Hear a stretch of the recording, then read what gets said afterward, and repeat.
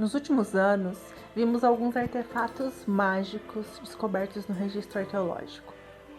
Segundo relatos, esse amuleto cura males renais,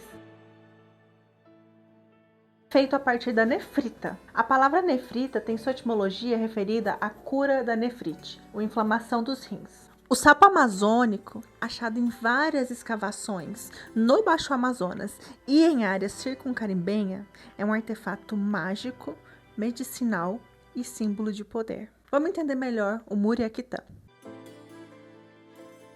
Em 1992, Charles Marie de la Condamine, em seu livro Voyage à Sul de Amazonas, diz que entre os tapajós ele encontra pedras verdes conhecidas como Pedras das Amazonas, cuja origem os tapajós ignoravam, porque eles buscavam no amuleto mesmo eram as suas virtudes mágicas, que segundo La Condamine, eles acreditavam que o amuleto curava doenças como cólicas renais e epilepsias. Não necessariamente o Muriaquitã cura nefrite. Relatos mostram que logo após a colonização, para o seu tratamento, certamente o amuleto era parte da cura, como um objeto que identifica o médico ou um objeto que performa magia. Vemos Condamine mencionar as Amazonas, uma das explicações para a origem do amuleto. Seria o primeiro Muriaquitã feito por elas? Temos algumas explicações para sua origem. Até 1899, esse material encontrado em sítios arqueológicos brasileiros e em coleções de colecionadores, ele era considerado de origem asiática. As pessoas pensavam isso porque acreditavam que essa peça era confeccionada de jade e associava-se à existência de jade somente à Ásia.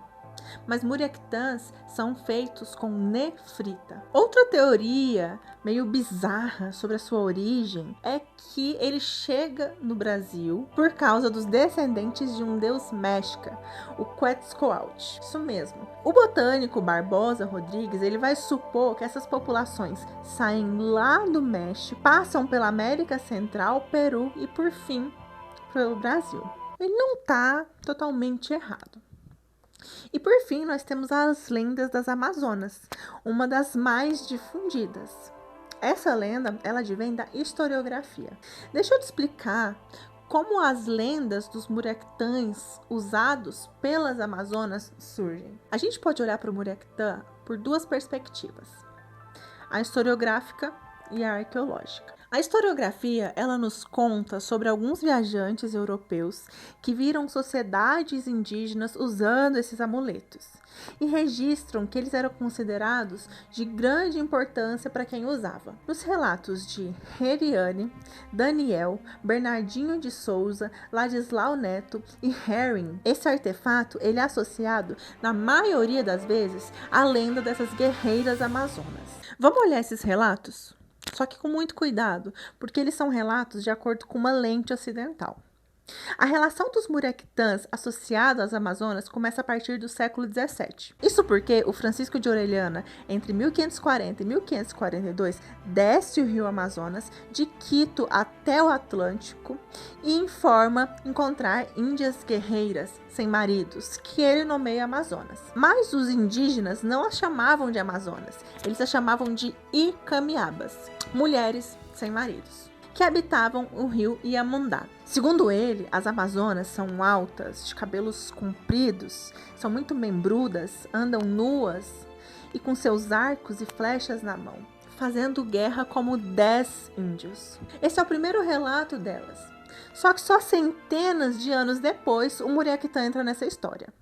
No século XVIII, a Europa está super preocupada com a América do Sul, então ela envia vários pesquisadores e cientistas para cá, dentre eles o La Condamine, que de 1735 a 1745 percorre o rio Amazonas e fica impressionado com essas pedras verdes que os indígenas ali da região do Baixo Amazonas estão usando. Para você entender que região que eu estou falando, ela é hoje onde que estão as cidades de Óbidos, Faro, Inhamudá e Santarém, que também é onde que tem os povos indígenas Tapajó. De La Condamine vai ser o primeiro a registrar por escrito o uso dessas pedras verdes pelos indígenas. Antes de chegar na região, ele já vinha sendo previamente informado dessas pedras. A informação que ele teve era de um ancião, cuja seu avô teria visto as Amazonas, e ele relata o uso dessas pedras verdes. Segundo Della Condamine, nessa história, ou histórias semelhantes, elas eram contadas por toda parte.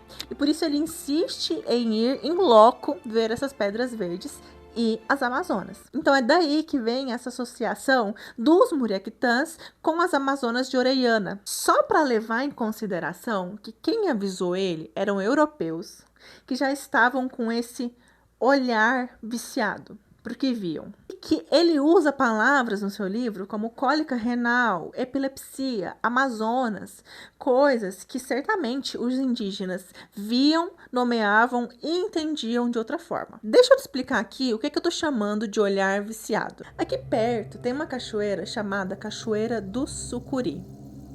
E a primeira vez que eu fui nessa cachoeira foi para fazer rapel. Quando eu desci o rapel, e eu chego na água, sempre que eu olho para baixo, eu vejo vultos de sucuri. Tinha alguma sucuri lá nesse dia? Não, não tinha.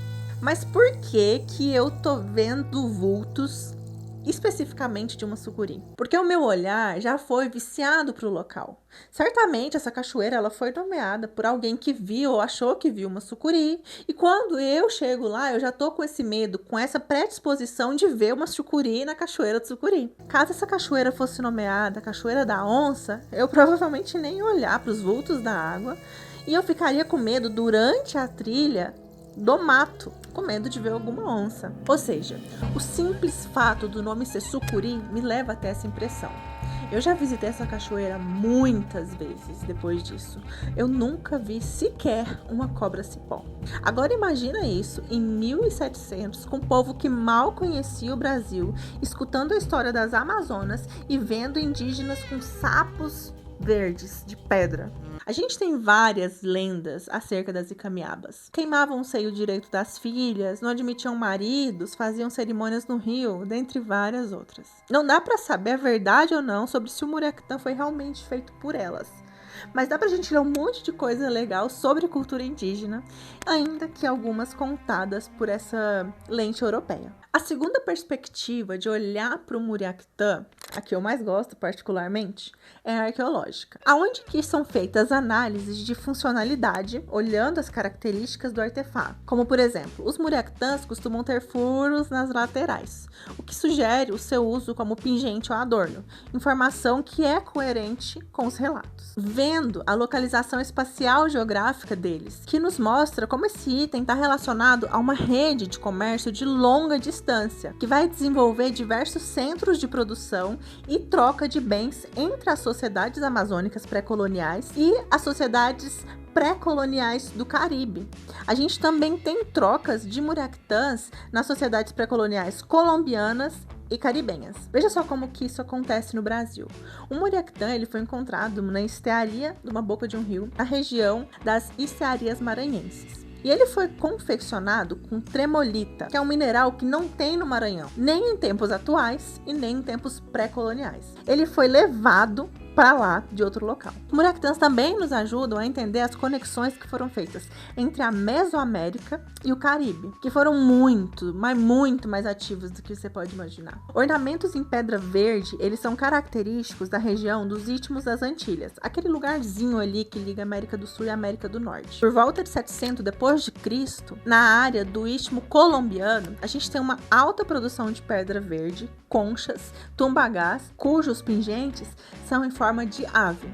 O mais recorrente, ele é em forma de côndor, que é uma típica ave andina. É também nessa época que ocorre a maior distribuição desses vestígios para o Caribe. Temos recentes descobertas arqueológicas com a evidente interação entre os grupos que estão habitando as Antilhas e a região colombiana e que percorre uma área que se estende até o noroeste da Venezuela.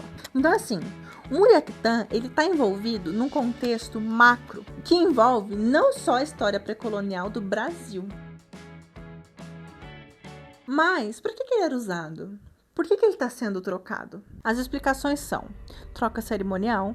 Os Muriaquitãs eles correspondem ao principal principal meio de troca interétnica ali na região das Guianas. Na cultura Kauata, na costa atual do Suriname, por exemplo, os amuletos eles foram feitos de riolita, nefrita, quartzo e temolita, e um material que ele é inexistente no litoral.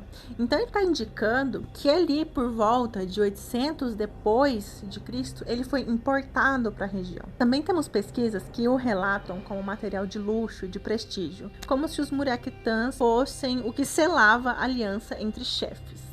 Então eles eram trocados entre os chefes de diferentes aldeias com o objetivo de consolidar a aliança política através de matrimônio, ou então propiciar a paz em algum momento de guerra. Outra explicação é a sua função religiosa e associada a mulheres.